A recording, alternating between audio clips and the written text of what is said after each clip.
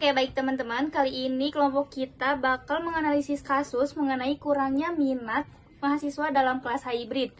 Nah, hal ini bisa terbentuknya kerangka yaitu 5W1H. Yang pertama itu ada what, apa? Faktor utama yang membuat mahasiswa kurang terlibat dalam kelas hybrid. Yang kedua ada why, kenapa terlibatnya mahasiswa di kelas hybrid seringkali lebih rendah dibandingkan kelas tatap muka penuh. Dan yang ketiga ada who, siapa? Siapa sih yang paling berperan besar dalam meningkatkan engagement mahasiswa dan dosen, mahasiswanya sendiri ataupun institusi pendidikannya sendiri. Terus yang selanjutnya ada where, gimana strategi peningkatan engagement dapat diterapkan di kelas fisik, platform online ataupun keduanya. Selanjutnya ada when, waktu yang paling efektif untuk melakukan interaksi aktif agar mahasiswa tetap fokus selama sesi hybrid. Dan yang terakhir ada how, bagaimana cara paling efektif untuk mendorong partisipasi mahasiswa baik secara langsung maupun melalui platform digital. Nah, gitu teman-teman. Dari pertanyaan yang telah Avianti sampaikan, kita akan menggunakan metode Fishbone. Yang pertama itu ada what. Mahasiswa kurang interaksi ini pada saat pembelajaran hybrid. Yang kedua, tidak percaya diri berbicara ataupun takut salah karena adanya mungkin judgement dari mahasiswa yang lainnya. Yang ketiga, gangguan teknis, entah itu sinyal, audio maupun perangkat pada saat pembelajaran hybrid. Yang keempat, suasana belajar yang monoton ataupun tidak menarik sehingga menyebabkan mahasiswa hybrid itu tidak mendengarkan atau tidak fokus pada saat pembelajaran. Yang kelima, tidak ada sistem penghargaan nih bagi mahasiswa yang aktif. Yang selanjutnya yaitu yang kedua ada why. Mahasiswa online itu fasib. Yang kedua, metode pengajaran yang monoton. Yang ketiga, tidak familiar dengan platform. Untuk hal ini mahasiswa mungkin sendiri sudah sangat familiar, tapi karena tadi pembelajaran yang monoton menyebabkan mahasiswa itu sendiri kurang interaktif pada saat pembelajaran hybrid. Yang keempat, adanya kecemasan sosial, yaitu pada saat akan menyampaikan pendapat, adanya ketakutan akan salah pendapat tersebut. Yang kelima, dosen kesulitan membagi fokus antara dua metode pembelajaran, antara offline dan online, sehingga dosen cuma bisa fokus di satu aja, entah itu online, entah itu offline. Jadi menyebabkan kelas hybrid itu kurang diminati oleh mahasiswa. Yang ketiga, yaitu institusi harus menyediakan nih fasilitas, pelatihan, dan kebijakan pendukung pada saat kelas hybrid. Yang kedua, dosen juga nih perlu menciptakan suasana interaktif dan inklusif supaya pada saat pembelajaran tidak adanya kebosanan atau keboringan oleh mahasiswa itu sendiri. Yang ketiga, mahasiswa juga perlu aktif berpartisipasi dalam berbicara. Jangan adanya takut salah. Mahasiswa juga harus berani menyampaikan pendapat. Yang keempat ada where, yaitu antara offline dan online itu perlu adanya penyatuan.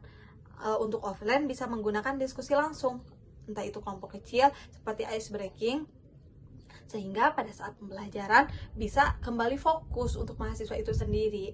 Yang kedua, bisa menggunakan online. Untuk mahasiswa yang online bisa menggunakan tools interaktif seperti Kahoot. Jadi antara review materinya bisa menggunakan Kahoot supaya lebih seru. Cuma tidak hanya pertanyaan, tetapi ada mini gamesnya seperti itu. Kenapa sih harus seperti itu? Tujuannya agar menyatukan dua ruang menjadi satu pengalaman belajar yang terhubung. Jadi antara mahasiswa offline dan online itu tidak dipisahkan, tapi mereka itu harus terhubung.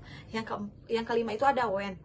Yang di sini dosen itu perlu nih membagi tiga sesi dalam kelas. Yang pertama itu ada awal kelas, yang kedua ada pertengahan kelas, dan yang ketiga ada akhir kelas. Di awal kelas nih dosen itu perlu adanya memberikan ice breaking atau polling untuk menarik perhatian, seperti untuk pembelajaran hari ini perlukah diskusi ataupun segala macamnya agar mahasiswa itu tertarik untuk pembelajaran pada hari ini. Yang kedua, ada di pertengahan kelas.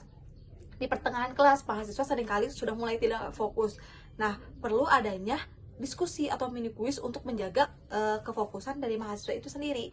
Yang ketiga, di akhir kelas untuk mereview semua materi bisa mengadakan Q&A, sistem tunjuk dari dosennya langsung. Tapi tidak hanya langsung tunjuk, tetapi ada mini gamesnya supaya mahasiswa itu lebih santai dalam mereview materi tersebut. Yang keenam ada yaitu bangun suasana aman untuk berbicara. Jadi dibangun nih supaya mahasiswa itu sendiri mampu atau percaya diri dalam berbicara, dalam menyampaikan pendapat. Tidak ada judgement dari mahasiswa lain ataupun dari dosen pada saat menyampaikan pendapat. Yang kedua, gunakan media interaktif digital seperti tadi kayak Kahoot ataupun kuis-kuis online lainnya. Yang ketiga, beri penghargaan atau partisipasi. Jadi nih pada saat mahasiswa yang sudah aktif, dosen bisa memberikan poin yang bisa dikumpulkan oleh mahasiswa yang pada akhirnya bisa diberikan reward di akhir perkuliahan. Yang keempat, libatkan mahasiswa dalam kerja kelompok, baik itu online ataupun offline. Itu mereka harus terhubung, harus sama-sama. Jadi kerja kelompok nggak online, nggak offline, tapi online offline itu mereka harus terhubung dan harus sama-sama bekerja sama dalam kerja kelompok. Yang kelima, variasikan metode pembelajaran agar tidak monoton.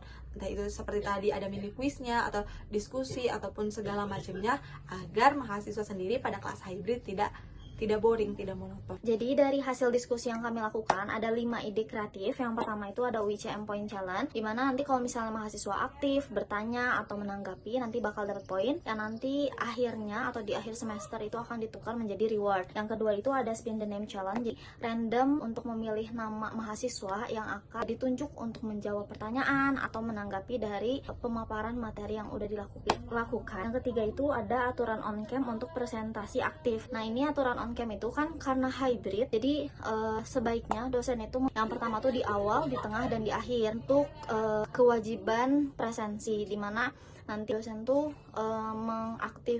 meng-SS atau screenshot layar dari zoomnya itu di 3 waktu, di awal pemaparan materi, di tengah-tengah, dan di akhir, tapi nggak dikasih tahu ke mahasiswanya di jam berapanya, biar nanti kalau misalnya suatu saat si mahasiswanya tiba-tiba di tengah-tengah keluar dan nanti masuk di akhir, berarti nanti masuknya hanya di awal dan di akhir. Nah, itu bisa mengurangi poin dari kehadiran mahasiswa tersebut. Jadi kalau misalnya mau dianggap hadir 100% itu di awal, di tengah, dan di akhir, mahasiswa itu harus on campus. Yang keempat itu ada hybrid itu untuk sesi untuk dosen itu nunjuk mahasiswa random gitu, acak ini mah dari dosennya untuk menanggapi dari kasus atau materi yang dipaparkan dosen tersebut. Jadi dosennya langsung menunjuk mahasiswa yang mungkin kurang aktif dalam berdiskusi atau ngantuk gitu. Nah, itu dosennya sendiri yang menunjuk. Dan yang terakhir itu ada UICM Hybrid Wall, dimana interaksi wall seperti Padlet, Mentimeter, atau Google Jamboard.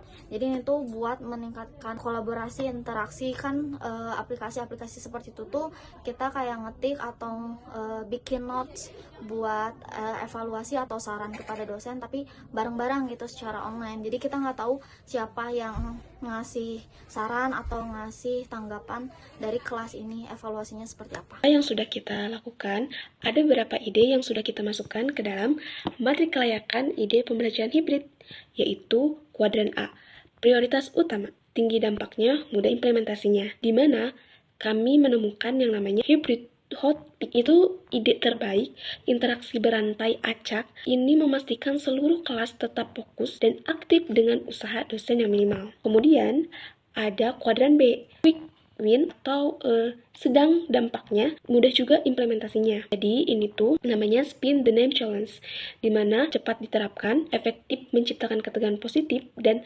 melatih kesiapan. Kemudian ada juga kuadran C. Nah, namanya itu proyek strategis. Jadi tinggi dampaknya, cuma sulit diterapkannya. Seperti UICM Hybrid Wall, di mana dampak untuk refleksi dan interaksi sangat tinggi, tapi membutuhkan persiapan yang teknis dan manajemen yang sangat baik gitu. Jadi nggak bisa dipersiapkan secara dadakan tapi harus jauh-jauh hari. Kemudian ada UASM Point Challenge, di mana motivasi dan engagement sangat terdongkrak. Tapi administrasi pencatatan poin itu dan reward bisa memberatkan. Kemudian ada kuadran D, di mana pertimbangkan ulang atau rendah dampaknya dan sulit implementasinya. Nah, namanya itu strict but fair policy.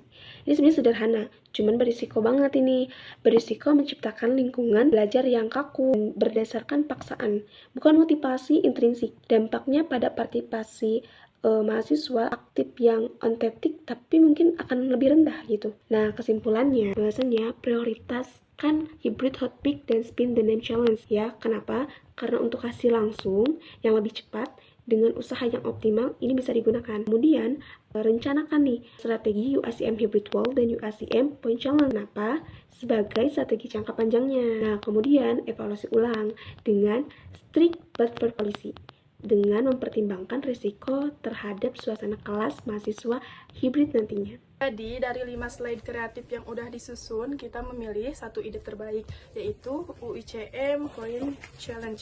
Yang pertama itu ada what, yaitu mengimplementasikan sistem poin untuk keaktifan, yaitu berbicara, menjawab, menyelesaikan tugas, Terus yang kedua itu ada WU, yaitu dosen dan asisten dosen, penanggung jawab poin dan reward. Yang ketiga itu ada WEN, yaitu mulai pada awal semester di 2-3 minggu, pertama perkuliahan hybrid. Yang keempat itu ada resources, yaitu aplikasi pendukung seperti Google Form, Kahoot atau Spreadsheet, hadiah simbolis seperti sertifikat digital. Yang kelima itu ada expand result, yaitu peningkatan keaktifan diskusi hingga 50%. Yang kedua itu ada suasana kelas lebih hidup dan interaktif. Dan yang terakhir itu ada mahasiswa lebih termotivasi untuk hadir dan berpartisipasi.